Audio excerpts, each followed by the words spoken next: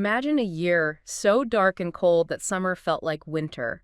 Good. Crops completely died out worldwide. Yeah. And even the sun looked like this dim blue ghost. It's 536 AD.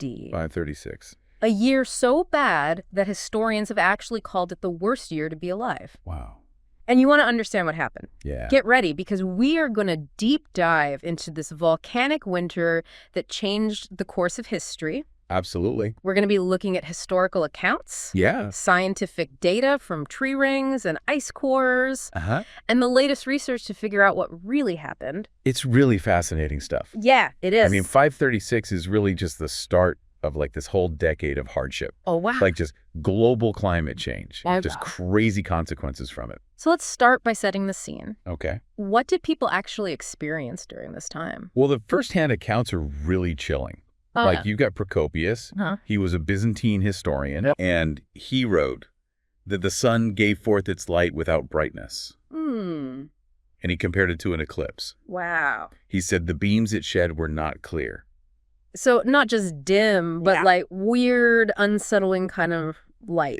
Exactly. Yeah. And then you have Cassiodorus, Uh-huh. who was a Roman statesman, Okay. and he described the sun as bluish Oh. and said that the moon was empty of splendor. Empty of splendor. It's Yeah. hard to imagine. He even wrote about the lack of shadows. Right. And how the seasons were all mixed up. Exactly. I'm really trying to picture that. It's hard. A world without shadows. Uh-huh. A summer without warmth. Yeah, just a very strange time. That must have been so unsettling. Absolutely unsettling, and he talks about a winter without storms, Oh, wow. a spring without mildness, and a summer without heat. Wow.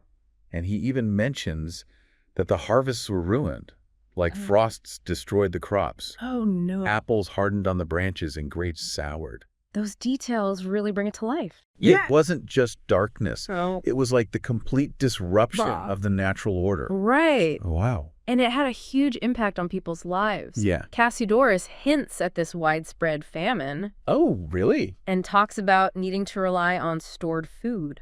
Wow. So they had to dig into their reserves. Yeah. And this wasn't just happening in Europe, right? This Right. wasn't just some isolated regional event. Absolutely. No, we have evidence of this weird darkness all over the globe. Exactly, like across the globe. There are records of this dense, dry fog covering Europe, the Yeah. Middle East, and even China. And there are accounts of summer snow in August Hmm. in China, Oh, wow. which, would have just decimated the harvest. Yeah. And then on the other side of the world, Uh-huh. Peru was experiencing this severe drought around the same time. Oh, really? Yeah, which is pretty significant, Wow. impacting a culture as advanced as the Moche. So we are seeing this global pattern emerge. Yeah, definitely a pattern. But is there any hard scientific evidence to back up all these historical accounts? Absolutely. Really? Like tree ring analysis from Irish oak trees Uh-huh. shows dramatically stunted growth in 536 Wow. and then again in 542.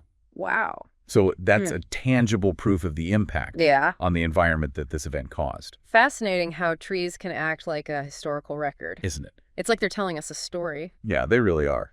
And then we also have ice cores Oh, the ice cores. from Greenland and Antarctica. Yes. These are like frozen time capsules. Exactly. And the layers dating back to around 534 AD Yeah, show significant sulfate deposits. right. Okay, hold on. Yeah. For those of us who aren't scientists, Sure. what is the significance of these sulfates? Well, they're a key indicator of volcanic eruptions. Hmm. So when a volcano erupts, it spews out a ton of sulfur dioxide Okay. into the atmosphere, which then converts into sulfate aerosols. Okay. And these aerosols can block sunlight, which then leads to global cooling.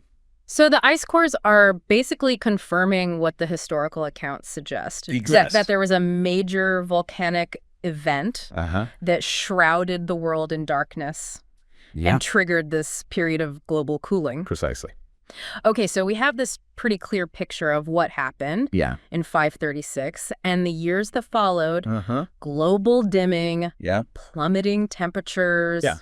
crop failures, and widespread hardship. Yeah. It was a tough time to be alive.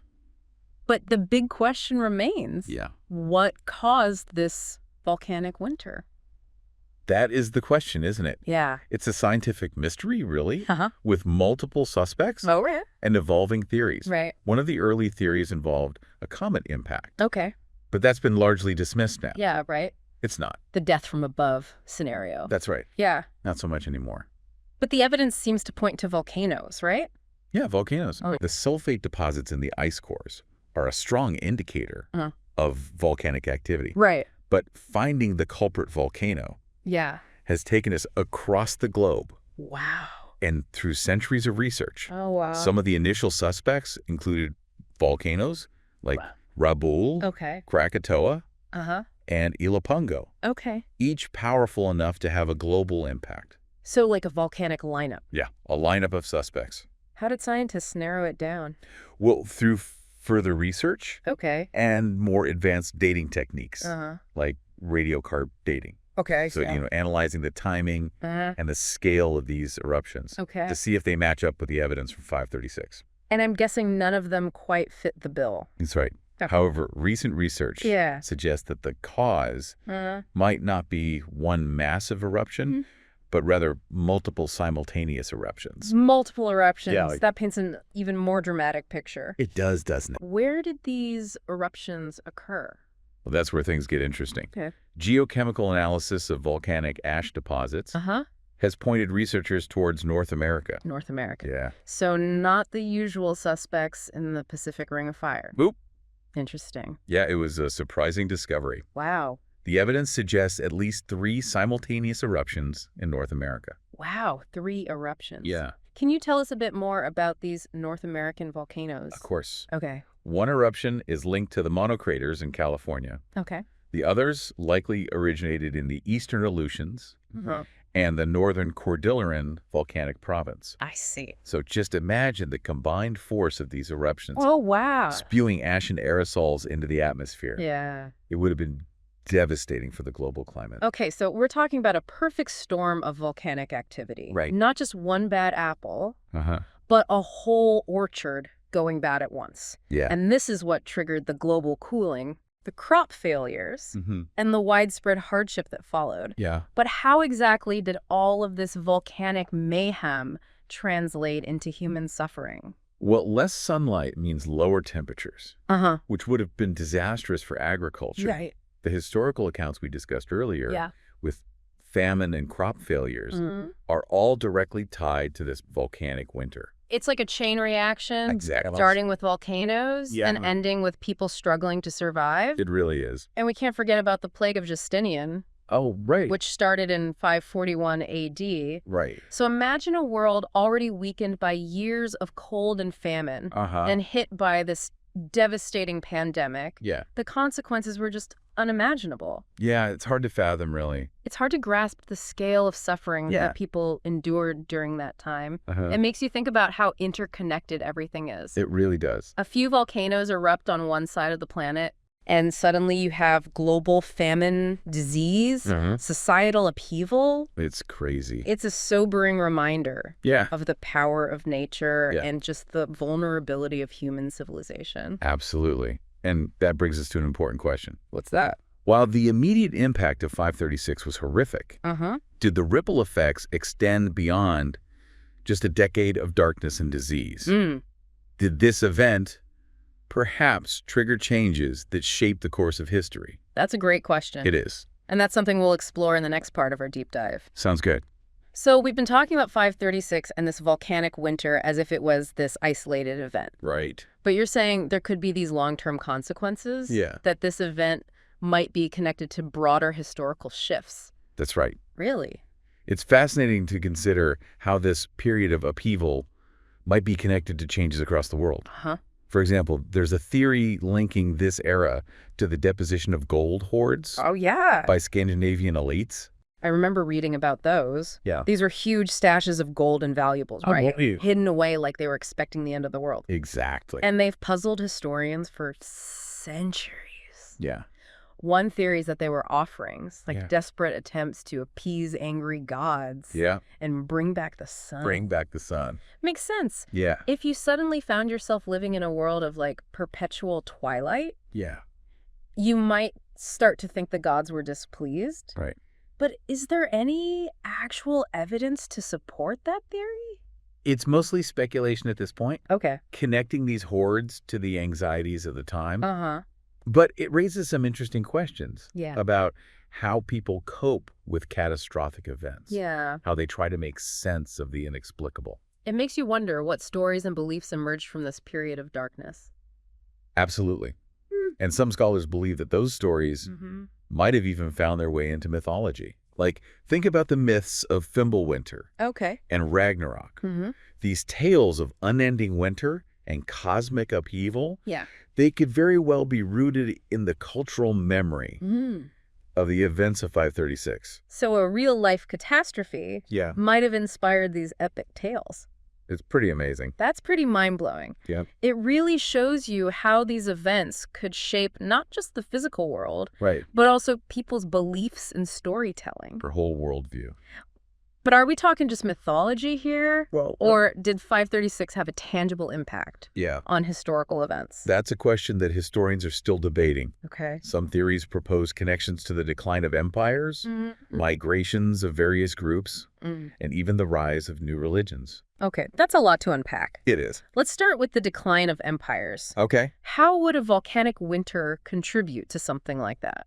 Well, imagine the strain on resources after years of crop failures. Yeah. The disruption of trade routes, the social unrest that would inevitably follow. Right. All of these factors could easily destabilize existing power structures and create opportunities for new powers to emerge.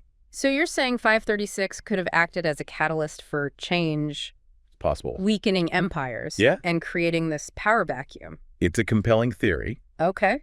But we also have to consider the role of disease. Some scholars have suggested a link between the weakened state of the world after 536 and the spread of the bubonic plague. Oh, wow. The plague of Justinian. Right. Think about it. Yeah. A population already struggling with famine and economic hardship would be much more susceptible to disease. It's like a domino effect. Exactly. One disaster paving the way for another. Yeah, one thing leads to another. But you said there might even be a connection to the rise of new religions? How does that fit in? Well, times of crisis often lead people to question their existing beliefs. And search for new sources of hope and meaning. Some scholars have suggested that the social and spiritual upheaval following 536 might have created fertile ground for the spread of new religions, including the rise of Islam. That's fascinating. Yeah, it's a really interesting theory. But it's important to remember that these are all theories, right? Okay. It's hard to prove a direct causal link between 536 and these later events. Historical causation is complex. Yeah. We can't say for certain that 536 directly caused the fall of empires or the rise of Islam. But it's crucial to explore these connections. To consider how even seemingly distant events can have ripple effects that shape the course of history. It's a reminder that we live in a world where everything is connected. We do. And understanding the past, even events as far back as 536 AD, can provide valuable insights into our present and future. Absolutely. And that brings us to a really crucial question. Okay. What does all of this mean for us today? That's the question, isn't it? It is. It's all very interesting. But does it actually have any relevance to our lives today? I think it does. Okay. And that's what we'll explore as we wrap up this episode. Okay, so we journeyed all the way back to 536 AD, experienced the dimming of the sun, felt the chill of a volcanic winter, and we explored these potential ripple effects that shaped history. It's been quite a journey. It has. But now the big question. What does it all mean for us today? That's the question. Why should we care about something that happened over 1,500 years ago? I think the year 536 is just this powerful reminder of the power of nature and the fragility of human civilization. You know, it shows us how even seemingly distant historical events can have ripple effects that shape the world we live in today. It's easy to think of history as this separate thing, something that happened in the past and has no bearing on our lives. But 536 shows us that's not true.